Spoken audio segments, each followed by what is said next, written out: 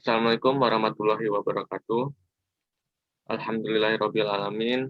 Wassalatu wassalamu ala asrofil anbiya'i wal mursalin Waalaikumsalam. wa ala alihi wa sahbihi ajmain amma ba'du. Pertama-tama yang paling utama marilah kita panjatkan puja serta syukur kita kehadirat Allah Subhanahu wa taala yang telah memberikan bermacam-macam nikmat, mulai dari nikmat iman, Islam, sehat walafiat, dan nikmat kesempatan sehingga di hari ini kami bisa menyampaikan materi kami. Salawat serta salam tak lupa kami curahkan kepada junjungan kita Nabi besar Nabi Muhammad SAW yang telah membawa kita kepada dari zaman kegelapan hingga zaman terang benderang.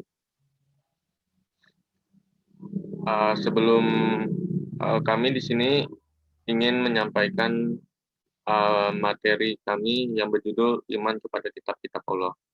Sebelum itu, izinkan saya untuk memperkenalkan anggota dari kelompok saya. Yang pertama ada Sofia Zara Hasin, Muhammad Kamal Faza, dan saya sendiri Adi Mulia. Baiklah, untuk mempersingkat waktu,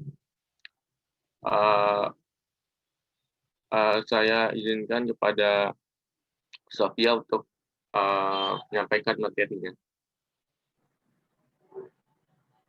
Yang pertama, ada pengertian kitab-kitab Allah. Kitabullah atau kitab Allah adalah sekumpulan firman-firman Allah yang diturunkan melalui Nabi dan Rasul dengan berupa wahyu. Khusus seluruh umat Islam wajib mengimani semua kitab-kitab Allah yang sebagaimana ada di dalam rukun iman ketiga, yaitu iman kepada kitab Allah. Yang kedua, kitab Allah berupa dua jenis. Ada suhuf dan mushaf yang sama-sama merupakan wahyu dari Allah. Kata suhuf terdapat pada surah Al-A'la. Istilah tersebut berasal dari kalimat yang sama, yaitu sohifa, yang artinya sepenggal kalimat yang ditulis dalam media kulit, kertas, dan media lainnya. Sementara mushaf adalah sekumpulan dari suhuf yang dirangkum menjadi satu.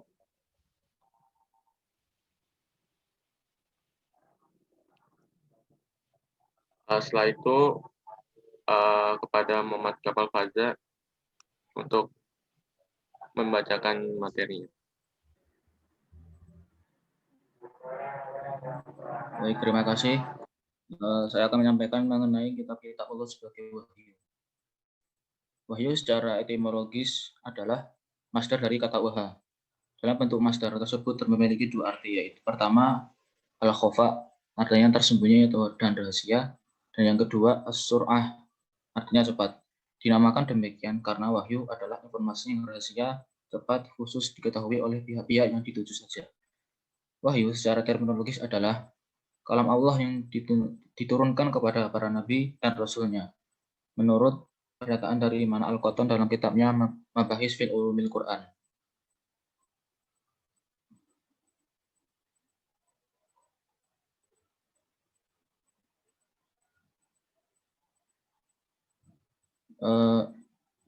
Dalam pengertian Al-Quran, Allah memberikan pengertian lain dalam wahyu.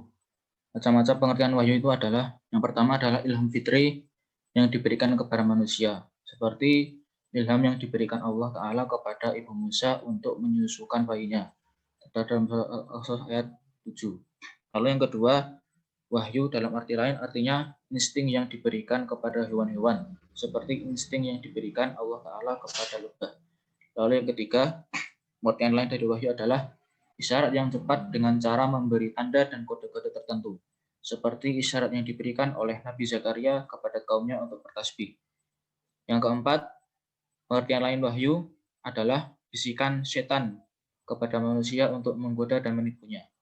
Dan yang kelima, pengertian lain wahyu adalah perintah Allah kepada para malaikat.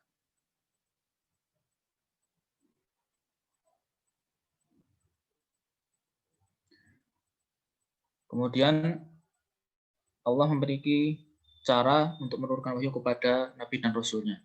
Yang pertama adalah melalui mimpi yang benar atau ar-ru'ya as-shadiqah fil manam. Seperti wahyu yang diterima oleh Nabi Ibrahim alaihissalam dalam mimpi untuk mengorbankan putranya, yaitu Nabi Ismail alaihissalam. Lalu cara yang kedua, melalui kalam ilahi dari balik tabir, min wara'il hijab, seperti perintah surat fardu yang diterima oleh Nabi Muhammad SAW waktu peristiwa Isra dan Mi'raj, atau wahyu yang diterima oleh Nabi Musa alaihissalam di Bukit Tur Sina. Lalu cara ketiga yaitu melalui malaikat Jibril alaihissalam, seperti wahyu yang diterima oleh Rasulullah Shallallahu Alaihi Wasallam.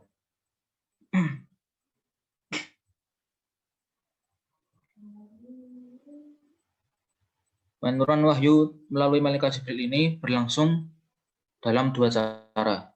Yang pertama adalah Jibril datang membawa wahyu seperti bunyi lonceng, atau dalam pengertian sasalah al-jaros yang amat keras. Atau yang kedua, Jibril datang membawa wahyu dengan menampakkan dirinya dalam wujud seorang lelaki.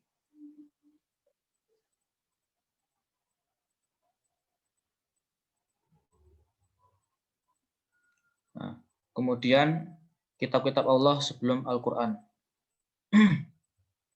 Di dalam Al-Quran disebutkan bahwa ada 5 kitab suci yang turun sebelum Al-Quran.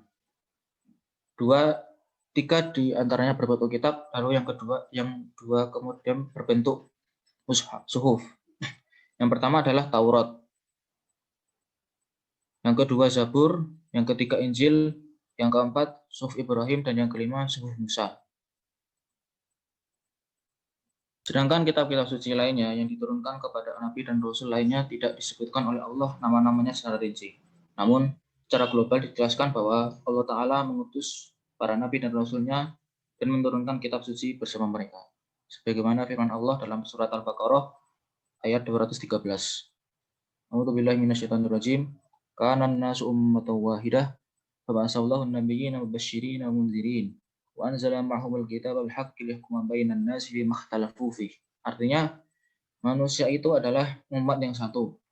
Setelah timbul perselisihan, maka Allah mengutus para nabi sebagai pemberi peringatan, dan Allah menurunkan bersama mereka kitab yang benar untuk memberi keputusan di antara manusia tentang perkara yang mereka perselisihkan. Surat Al-Baqarah ayat 213.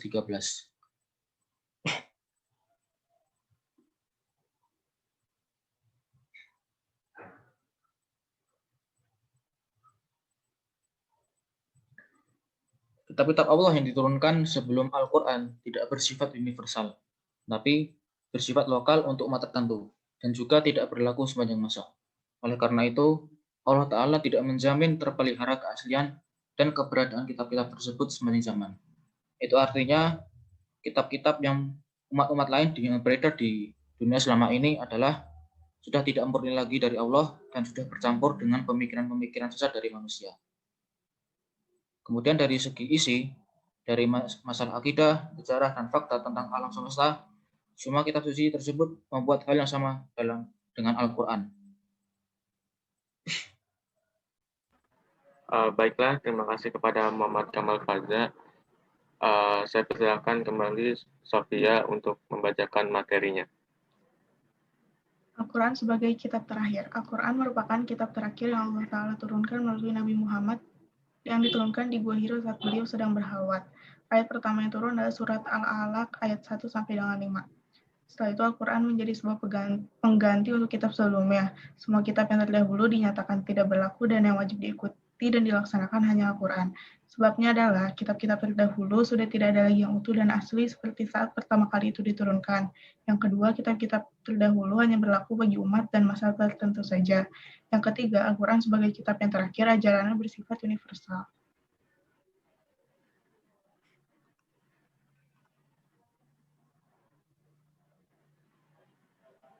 Al-Quran sebagai kitab terakhir juga menjadi batu ujian dan penguatan kebenaran bagi kitab-kitab sebelumnya. Artinya, Al-Quran menjadi koreksi atas perubahan-perubahan, penyimpangan yang terjadi di kitab terdahulu. Al-Quran mempunyai beberapa keistimewaan. Seperti yang pertama, kitab ini berlaku bagi seluruh umat manusia, terdapat di surat Al-Furqan ayat 1. Yang kedua, kitab ini mencakup seluruh pengetahuan kehidupan, misalnya sains, ekonomi, hukum, pemerintahan, dan kepemimpinan, dan masih banyak lagi, sehingga kitab ini bisa menjadi acuan ilmu duniawi dan juga ilmu akhirat.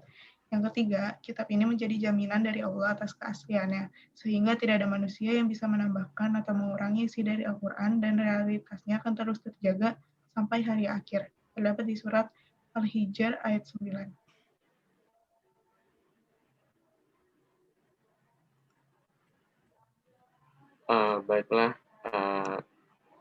terima kasih kepada Sofia telah menyampaikan materinya. Selanjutnya, saya akan membacakan materi saya tentang perbedaan iman kepada Al-Quran dengan iman kepada kitab suci lainnya. Berikut ini adalah bagaimana cara mengimani Al-Quran dan kitab-kitab sebelumnya. Pertama, iman kepada Al-Quran harus meliputi 3 dimensi, yaitu hati, lisan, dan perbuatan. Tetapi, iman kepada kitab-kitab suci sebelumnya hanya 2 dimensi saja, yaitu hati dan lisan. Yang kedua, kitab Al-Quran wajib dibaca, dipelajari, dan mencoba menghayati isi dari kandungannya. Tetapi bagi kitab-kitab suci selain Al-Quran tidak wajib dibaca, dipelajari, apalagi mencoba menghayati isi kandungannya. Yang ketiga, wajib mengamalkan ajaran Al-Quran dalam kehidupan sehari-hari. Tetapi jika kitab-kitab suci sebelumnya tidak wajib untuk diamalkan dalam kehidupan sehari-hari.